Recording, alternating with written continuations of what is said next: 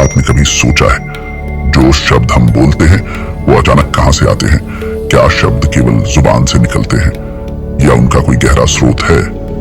भारतीय दर्शन कहता है वाणी के 4 स्तर होते हैं, परा, पश्चंती, मध्यमा और वैखरी।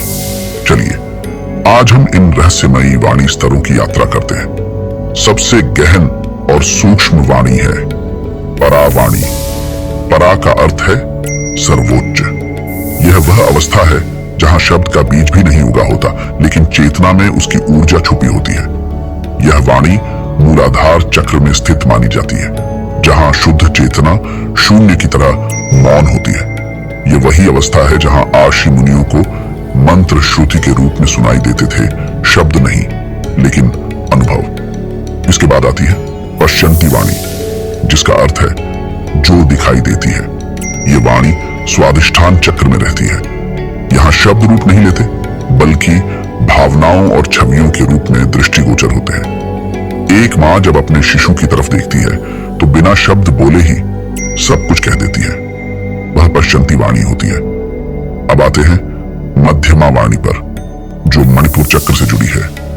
यह वह अवस्था है जहां शब्द विचार बन चुके हैं लेकिन अभी बोले नहीं गए हैं। आप जब मन में बात करते हैं, जैसे अब मुझे ये कहना चाहिए, वो मध्यमा वाणी है। यह लेखकों, कवियों और चिंतकों की दुनिया है। अंत में आती है वैखरी वाणी, जो हमारी जुबान से निकलती है। यह वही वाणी है जो दुनिया सुनती है। यह कंठ चक्र से प्रकट होती है। यह स्पष्ट, भौतिक और ध्वनि में व्यक्त होती है। हम राम, ओम, शांति कहते हैं। यह सब वैखरी वाणी के उदाहरण हैं। लेकिन याद रखें, यदि इन शब्दों में परा की शक्ति न हो तो ये केवल ध्वनि रह जाते हैं। भारतीय ऋषियों ने कहा है शब्द ब्रह्म है। हर शब्द में अपार ऊर्जा छिपी होती है। जब हम जप करते हैं, जब हम सत्य बोलते हैं, तो हम वाणी के गहरे स्तरों को छूते हैं। तो अगली बार जब आप बोले तो केवल वैखरी नहीं बल्कि परा से बोलिए, शुद्धता से, चेतना से, प्रेम से।